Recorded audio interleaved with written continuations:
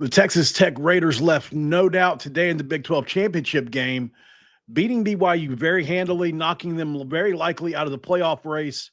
Let's talk about it, man. What's it mean for both sides on this episode of College Sports Insiders? Hey, it's Troy from College Sports Insiders. From the hardwood to the gridiron, we've got you covered across the landscape of college football and basketball. Welcome to the show.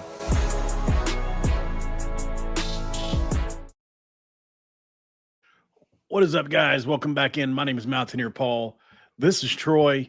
Welcome back into College Sports Insiders, guys. We appreciate you for joining in as we're breaking down some Big 12 action today, and really what was a game of one quarter and then three quarters. BYU dominates the first quarter of this game pretty well. It goes according to plan.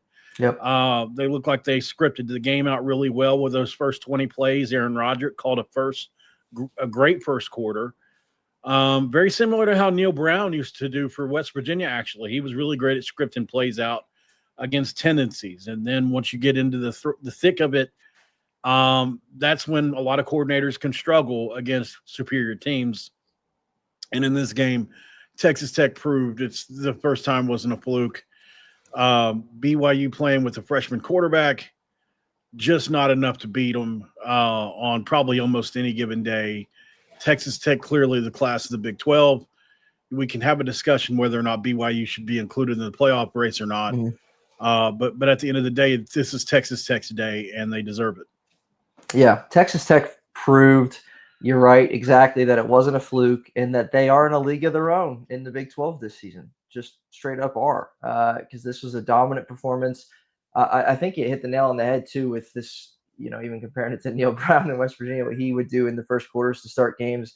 I remember that drive that we had, like all run plays against Oklahoma that one year on the road against OU when we lost by a field goal. It was a beautifully, beautifully executed drive, and then we didn't score again, a touchdown. And this is kind of what we saw with BYU today. Great start. Great first quarter, and then the beat down was on from there. They ran more into turnovers again. That was a major issue. And to me, there's just a bit of deja vu comparing this game to their previous game. I'll give you a couple numbers on that. So obviously today, one of the stories we talked about last night on this very show was BYU going to have to be able to run the ball against Texas Tech. You're going to have to be able to do something that no team has done this season, run the ball, and they couldn't. They had 63 rushing yards. Back in early November, they had 67 yards on 27 carries. Today, this afternoon, 63 yards on 30 carries. Just ran into a lot of the same issues. Had 7 points back then, or 34-7 today, 29-7 last month. So lots of similarities, and it just proves that it wasn't a fluke. It wasn't just that BYU struggled for one game. No. They struggled against Texas Tech twice mightily, and congrats to Texas Tech. They earned it. Class of the Big 12, excited to see what they're going to do down the road. Yeah, I always say when it comes to college football, styles make fights. There's a reason Arizona State was able to hang with Tech and not BYU. But, teams that are more methodically built like West Virginia this year or BYU are going to struggle against Texas Tech. Because at some point you're probably going to be a third and not manageable. You're going to be a 3rd and 7, a 3rd and 8, and they can just rush 4 guys and drop 7, right? So that makes it really, really difficult, especially with a hobbled quarterback. That's why having a dual threat quarterback is so important in this day and age, because they can erase mistakes and get first downs on drives maybe when you wouldn't otherwise. And Bear Bachmeier, for all the great he has been this year, when he was hobbled today, I mean, he just, I don't want to say became useless, but he became really one-dimensional, and he's just, he doesn't have the type of offense around him this year to throw it 40 times. That's just not what they're built to do. And at the end of the day, that showed up, right? I mean, if you look at some of the stats in this game, still they hold everybody. Nobody's rushed for 100 yards against them this year, but Bachmeier only 15 passing yards. LJ Martin, I feel like, got his for the most part when they put him in good positions. They had to bring in a lot of extra offensive linemen to do that, to move them around. I've said it over and over again. When you have a guy like Lee Hunter in the middle of your defense like Tech does, yep, it allows them to do so much. I don't think people realize, well, maybe they do. I don't want to discredit anybody, but when you have a dominant nose like that, like there was a play in this game where I mean, it looked like a grown man trying to get through a 12-year-old. Like that's what he did to, I think it was the center of the guard for BYU when it looked like he was pushing the sled, right? Just pushed him straight back into the ball carrier. Like you can't establish a line of scrimmage against somebody that elite. And he is that elite. He's a first round, probably not because he plays nose, maybe not a first round talent, but he'll be a top 2 round pick, in my opinion. He's that good on the nose, and it allows him to do so much. It really does. I don't think he gets enough credit. Actually, I think he deserves a lot more. Hopefully, West Virginia can sign some people like that this year because I really think defense is where you've got a lot of action going on behind.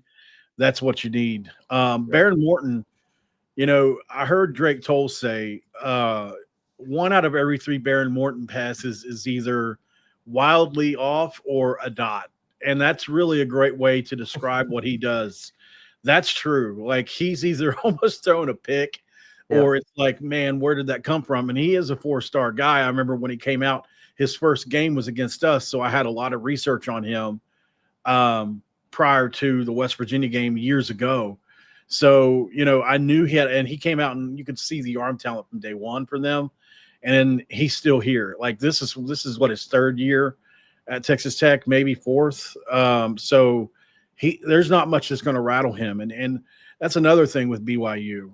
They got a freshman quarterback, Troy, right? So it's not like he's a senior laden kid that can handle like they're putting a lot on him for this. Yeah. Right. And then you go up against a defense like that in Texas Tech, who, to your point, they got dogs, man. They got some real incredible talents on that side of the ball. And, it's pretty wild to think that, because they've been solid all season long. But again, going back to both of these matchups with BYU, they gave up just a touchdown in each game.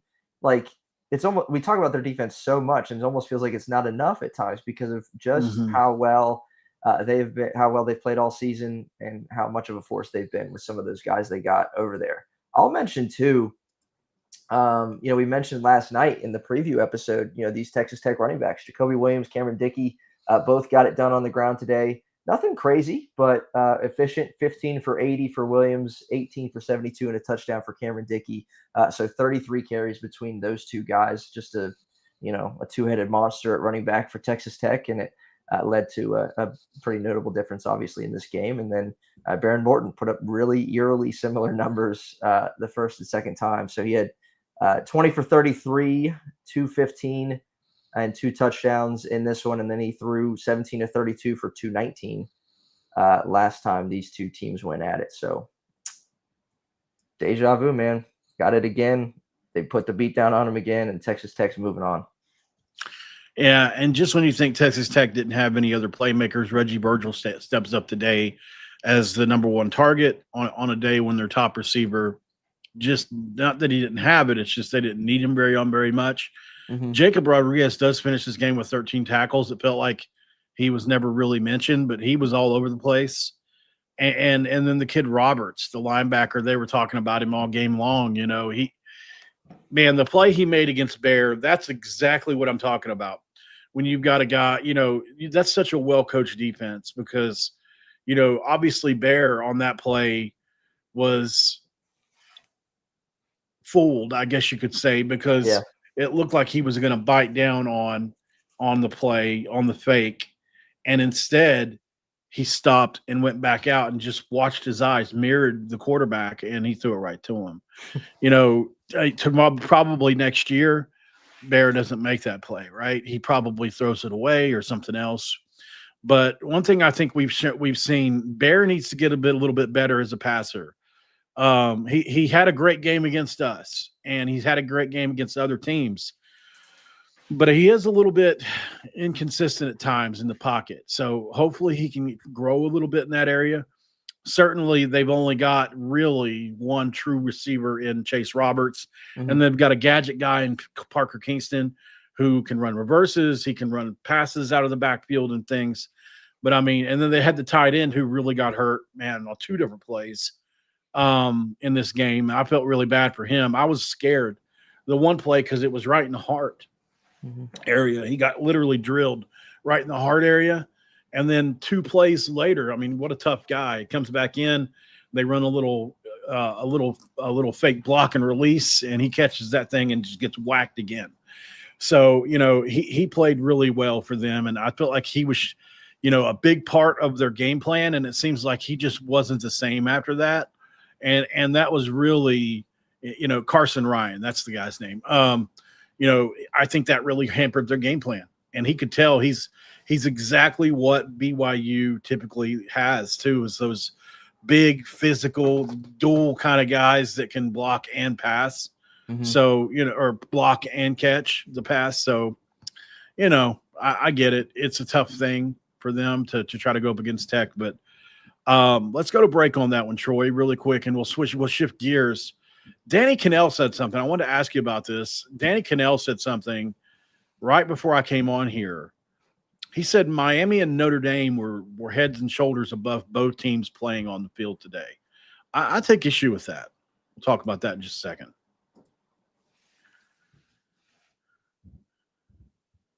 All right, we're back here with Troy from Mountaineer Moment. Make sure you go check him out over there, guys. He does an incredible job on Mountaineer Moment. I'm with Locked On West Virginia. If you're interested in any West Virginia content, that's what we both do. He covers all sports. He covers basketball and football. I cover mostly basketball, football, but I will cover other sports like baseball and things during the season when they're happening, because I do watch them all. So it's segment 2. I'm going to crack it, dude. Here we go. And I'm going to toss this to you. Yeah. If you look at the Big 12 this year and you look at just the teams, the standings, right? Texas Tech was 12-1, 8-1 in conference. BYU's 11-2, 8-1 in conference. Utah 10-2, 7-2 in conference. Houston's 9-3 and 6-3. Arizona 9-3 and 6-3. Arizona State 8-4 and 6-3. Iowa State 8-4 and 5-4. Kansas State was 6-6 and 5-4. TCU was 8-4 and 5-4. Cincinnati won 7 games. Right. It's not until you get past Cincinnati do you finally get into the 5-win squads. And even those are tough outs on any given. They can beat people. This is not an easy. I don't understand the disrespect that the Big 12 gets, especially with Cannell being an ACC guy with Florida State. It's just such a double standard. Like your conference, there's no way you could possibly think that it's as good as the Big 12. It's no way. The top 3 teams would smoke almost any team in the Big 12 outside of Miami, or the ACC outside of Miami. Right. So, look at their title game. Look at what we're going to watch later. Virginia and Duke is your title game, and you're talking about BYU, and it could have been. It's not March. We're not talking about 2 basketball teams. It's really like football, it's almost like these guys go lobby because they have big accounts. What are your thoughts on this? Like, I can't wait to see who I'm sorry, Texas Tech gets matched up with. I know. I hope it's one of the best. I hope it's the best team in the country. I really do. Whoever they think it is, Ohio State, I think they can play with them. I really do, man. Yeah. Well, that's where we're going to get on our outline. Look at there, Texas Tech. Let's have that title conversation. So I'll say too, with they get the bye, by the way, so they're not going to be at home. That's right. With the league this year, right? There were some disappointments. But I think there were more pleasant surprises than there were disappointments, right? Texas Tech, it panned out. There were high expectations that they had internally this year, but lo and behold, like it panned out for them. BYU, pleasant surprise to do what they did. Again, unfortunately, came up against Texas Tech twice. Their Achilles heel, couldn't get by them, couldn't hang with them. That hurt them. But then, Houston did their thing. They were in the national rankings for a while. Utah, really, really solid season, 10-2. So there's a lot of depth. There's a lot of teams, to your point, that can hang with anybody. Like if you think, the Big 12 is like 2 through 6 teams, and you compare that to that of the ACC, right? I'll take our chances, right? And really, really solid. So that comment, just out of pocket, out of line, doesn't make a whole lot of sense to me either. But I will say, you kind of already answered it, but Texas Tech, we might not have got what we wanted. We were talking about it, 15 hours ago, talking about how we wanted 2 teams in the CFP. We're not going to get that. But what we are getting is one team that's really rolled this year. That's really, really impressive. And obviously, you just said you like their chances. But how can we be sure that we're not just buying the Big 12 whatever? And it's like, you know what? Texas Tech really can make some noise this year in the CFP. What are your thoughts on what they can actually do, their chances, what makes you so confident to be able to say that they can hang with Ohio State? Right, because the Big 12 versus other Power 4 teams this year, right? There were Mhm. 6-1 versus the ACC. There were 6-4 versus the SEC this year, right? And 3-1 versus the Big 10. Right. I have that ready to go in my head. I know I'm ready for that conversation because, and then they went, so at the end of the day, it's like the Big 12 performed very well against other conferences this year. Yep. So the only team they struggled against, ironically, was the Pac-12, 0-3. So which is ironic, but I mean, Yeah. it was some of our worst teams that lost to them, right? So Mhm. at the end of the day, if you look at who it is that we have at the top of this conference and just the way they looked against other teams in other leagues this year, whether that's Iowa State being in Iowa or whoever you want to go with. Like this league has proven against other leagues this year that they're a good team, Right. that they're good teams. And then you look at just the cannibalism within the conference, like whether it's Utah, or whether that's BYU, or whether that's Arizona State, or whoever you want to talk about. I'm confident those 3 teams, though, Tech, BYU, and Utah, could hang with just about anybody. Yeah. Now, do I think Utah and BYU could hang with Ohio State? No, I don't. But I Mhm. mean, do I think they could hang with the back end of the 12 team of the playoff, Tulane, or anybody you want to put in there? Yeah, absolutely. Yep. Give me Utah versus Tulane tomorrow, and Utah walks out of there with a 20-point win. What are we talking about? So Mhm. the playoffs not constructed to get the best 12 teams in there. It's more like I don't know, maybe the most deserving. I don't know how you put it. Best versus most deserving are kind of 2 different things, right? Because Mhm. it just you can't really. It's really hard to figure it out, to be honest. But and it's the eye test too with Tech specifically. Yeah. It's like, how do we know that the SEC up until recently was the best team year in, year out? Well, you can look at a couple metrics, the blue chip ratio, right? Their teams dominate the blue chip ratio. Most of the time, the best SEC teams have about 60% blue chippers starting in their lineup or better, which are 4 and 5-star players. The teams that aren't are much lower level than that. And then you add in the portal era. Well, Texas Tech is right in line with that, right? They brought in 12 guys. 4 of them were from Power 4 conferences. 8 of them were the very best group of 5 players you could possibly get Yep. that Ohio State, Alabama, anybody else you want to name wanted, and they got them. So this is why they were, I think, either number 1 or number 2 with Ohio State in money spent this year. Right. That's why I keep saying with Texas Tech, I keep using the phrase, and you've probably said it, probably said it already. It has panned out for them so far. It has worked. This gamble, or whatever you want to say, with what they did with NIL and going They and only getting got their 12 guys. guys. That's why it worked, I think. Yeah. Yeah. That's fair. Right. And they were intentional about who they brought in to their culture that they were setting. And they're obviously very happy with the results that they've gotten so far. So and they're not satisfied yet, though. They still got bigger aspirations. And I feel like a lot of, recent memory, you think about Big 12, this is a reason, even just as Big 12 supporters, Big 12 fans, there's something to be really excited about with this Texas Tech team. When it's not just oh, the Big 12 gets an automatic bid this year, because they're going to get in anyway, but that team's really not going to make any noise. Texas Tech can make some noise. Take us out, Troy. What do you mean take us out? My stove's acting up again, so Oh, just take us. all right. So that's it for this episode of College Sports Insiders. You can find us on YouTube. You can find us on X, Paul Mountaineer, and then Ear Moment, and giving you the Big 12 title recap, a breakdown of that beat down between Texas Tech and BYU. Texas Tech's on to bigger and better things, and we're going to have that covered here moving forward as they advance to the CFP. So we'll see you next time on College Sports Insiders.